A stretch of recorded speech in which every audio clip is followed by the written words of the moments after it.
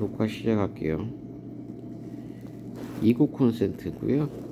내부 보시면 지능전기고 16A 250V 돼 있죠. 표시돼 있어요. 물교 표시니까 큐릅니다. K 마크 있고, 이 지능전기를 선전해 주는 건 아니고 자재실에 이렇게 굴러다니길래 촬영 좀 하려고요.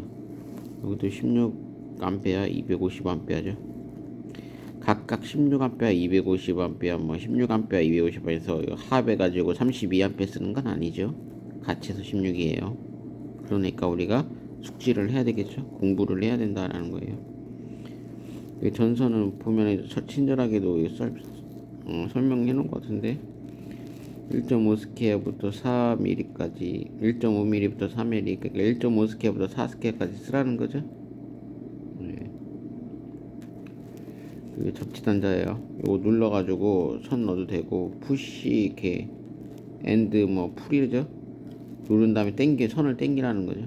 접지. 여기도 있고요. 여기는 이제 아시다시피 여기 안에는 연결이 돼 있고, 여기도 연결이 돼 있어요.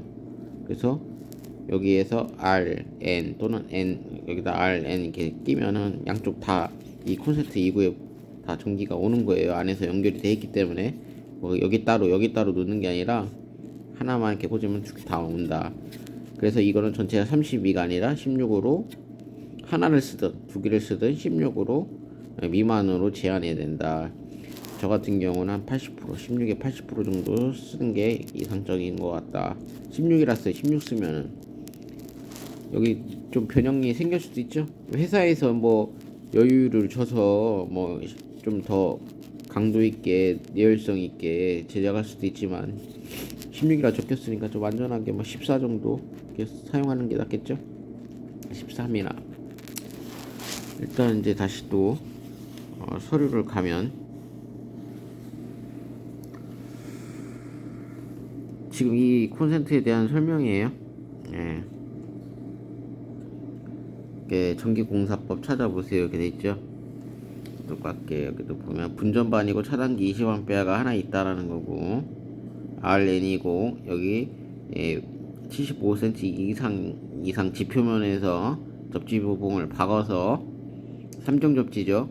저압이니까 일반 380, 220 쓰는 거 아니에요. 저희는 220짜리잖아요. N상이 들어가니까 단상이고, 3상은 세 가닥이 들어요. 380이죠.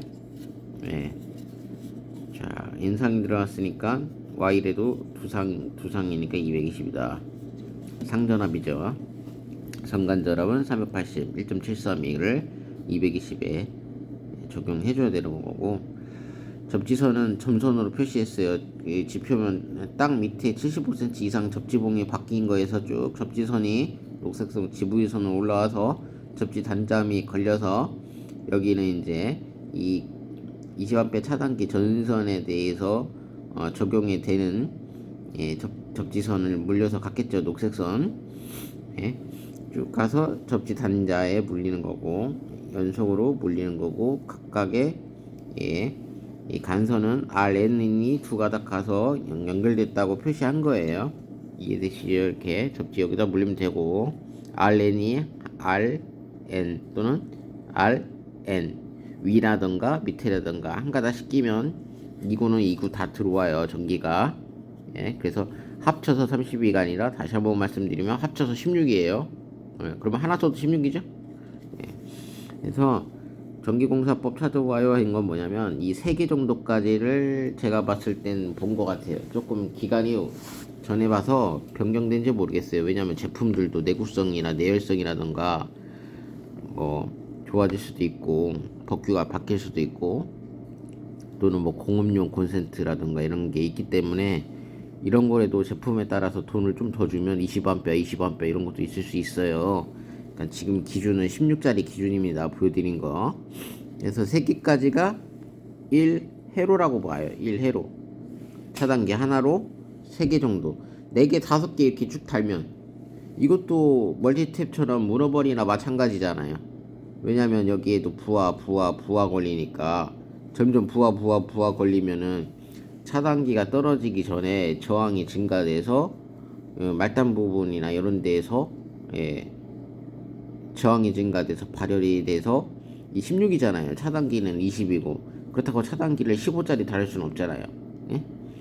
대부분 실제 현장이 그래요. 이런 거는 이제 욕실이라든가 물기 있는 데만 15 그 뭐 암페어라 뭐 그 감도 전류를 15mm로 하시 20A 전격 전류는 상관없어요. 20짜리 전격 전류를 쓰고 15mm 감도 전류 있는 거를 사용하는 거고 여기는 감도 전류는 인체 보호용 30mA로 사용하면 되고 20A 투표를 했을 때 얘는 16이라고 16 세 개잖아요. 여기다가 사용자들이 뭘 써요? 예? 라지에타를 쓸 수도 있고 전기장판도 쓸 수 있고 에어컨, TV, 뭐 전자레인지, 세탁기 다 쓸 수 있잖아요. 예? 동시에 다 걸리면 어떻게 되겠어요? 차단기 떨어질 수 있죠, 과부하로. 그런데 만약에 여기에만 만약에 한 16A 이상 썼어, 멀티탭으로 해가지고, 그러면 여기서 연결됐으니까 저항이 더 증가될 수 있겠죠. 그러면은 예를 들어서 16A 이상 썼는데 18A 썼다 치자고요. 그러면 차단기는 안 떨어지죠. 허용전류에 밖에 안 떨어지잖아요. 여기 20이니까. 그러면 18이면 얘는 어때야 돼요? D가 변형이 생길 수 있겠죠. 예? 전선이 열화된다던가 아니면은 뭐 콘센트가 약간 막 눈이 기리해지면서 뭐 변형이 생겨서 녹는 상태가 될 수 있겠죠. 이런 거를 우리가 알아야 할 사항이다. 예? 이거를 또 수치적으로 계산하시는 분도 있을 거예요. 왜냐면 이렇게 법을 만들어 놨기 때문에 이렇게 연구를 이렇게 설치하라고 한 거죠. 뭐 전선의 고유 저항이라든가 이 콘센트 설치된 이 단자의 뭐 구리에 또는 뭐 알루미늄 도금한 거에 뭐 저항이라든가 이런 걸 다 따져서 수치를 나타낸 거죠. 그래서 안전하려면 이 차단기가 15면 안전한데 그럼 16이잖아요. 근데 20을 대부분 쓴다. 그러면은 전선도 20보다는 큰 아까 이제 2.5스퀘어 이상 정도 1.5도 조금 저는 노출이면 상관없는데 매입돼 있으면은 열이 발산을 못하죠. 그러면은 사용할 수 있는 전선의 그 허용 전류가 낮아져요. 그렇기 때문에 차단기가 떨어지기 전에 전선이 1.5스퀘어는 뜨끈뜨끈 해가지고 발열이 될 수 있다. 그래서 요거를 1회로 받고 여긴 큰 방 작은 방 거실이잖아요. 근데 또 방이 또 있을 거고 화장실도 있을 거고 그래서 베란다에도 콘센트가 있을 수 있잖아요. 그러면은 차단기를 하나 더 다녀서 2회로로 간다. 하나 더 다면 3회로 단다. 4개 다면 4회로 된다. 에어컨 전용까지. 에어컨은 3개 뺄 필요 없이 그냥 하나만 단독으로 이렇게 하면 되잖아요. 그쵸? 그래서 콘센트에 대해서 말씀을 드렸는데 이것도 3개 이상 넘어가면 법규에 어긋날 수 있는 소지가 있다. 이건 제가 옛날에 봤던 기억이 있다. 그래서 4개, 5개, 6개 막 인테리어 공사분들이 하실 수 있는 거 봤는데 이러면 사용자 입장에서는 콘센트만 보이기 때문에 이 배선은 안 보이잖아요. 위험할 수가 있어요. 뭐 4개, 5개 다 전체 막 집에다가 한 차단기 하나 갖다가 5개, 6개면 과부하로 떨어지면 다행인데 안 떨어지면은 이 말단이 있는 같은 경우는 이제 점점 이제 저항이 합성저항이 늘어나겠죠. 늘어나다 보면 발열이 당연히 나오는 거고 왜냐면 콘센트도 저항 성분이 있을 거 아닙니까? 도체가 있으니까 선도 길이가 늘어나니까 그죠? 이런 걸 따졌을 때 이 법규를 아시고 설치를 하면 되겠다. 이렇게 해서 여기가 만약에 선 두 가닥으로 표시했는데 이걸 CD간이라고 보고 선이 또 몇 가닥이 들어가요? 세 가닥 들어가죠. 접지, 아이상, 인상 세 가닥이 들어가죠. 그래서 그 전등 라인도 뭐 말씀드린 것도 강의한 것도 있는데 세 가닥이니까 하나, 둘, 셋 이렇게 해서 여기가 이제 이게 세 가닥 표시죠. 이게 관이라고 한다면 여기 지금 차단기에서 두 가닥이 나온 게 아니라 그냥 관으로 표시하고 여기 전선이 세 가닥이 있다 이렇게 표시해야 되겠죠. 그러면 여기다가 이렇게 뭐 짝대기하고 하나 둘 셋 이렇게 해야 되나요? 그래서 세 가닥이 간다. 여기는 이제 접지고 3종 접지죠. 만약에 여기서 이제 이게 변형이 생겨서 여기에 쇼트가 났다. I상하고 쇼트가 났어요. 변형이 생겼어. 그러면 사람이 여기 케이스가 이게 플라스틱이잖아요. 그죠? 그나마 다행인데 사람이 만약에 접촉했다 하면 어떻게 돼요? 여기 산몸 여기 이게 3종 조치 105 이하잖아요. 그 사람이 땅에 이제 다 있는 발에 따 있는 이게 방에 있는 상태니까 땅에 다 있겠죠? 그럼 이렇게 회로가 되잖아요. 그죠? 여기 전기가 흐르니까 이런 식으로 병렬 회로가 되는 거죠. 이 접지가 이렇게 바뀌었으니까. 그죠? 병렬 회로가 합성 저항값 구해야 되겠죠? 그죠? 회로가 이렇게 구성되니까. 사람이 물 묻었으면 저항값이 낮아질 거고 수분 있으면 낮아질 거고 여기 같은 경우는 105 이하니까 저항값이 있겠죠. 105 이하니까 3종 접지니까 여기 접지 부분이 밖에 딱 밑으로 있는 거고 이 접지가 이렇게 점선 따라서 콘센트 온 거고 사람이 여기 작업하다 이게 변형이 생겨서 감전이 됐을 때 핫선하고 접지랑 이렇게 누설 전류가 있을 때 감전이 됐을 때 차단기도 고장나서 안 떨어질 때 있잖아요. 그러니까 만약에 정상적으로 하면 이제 이게 누전 차단기라고 하면 바로 떨어지겠죠. 누전이 생기면은 이게 30개 누전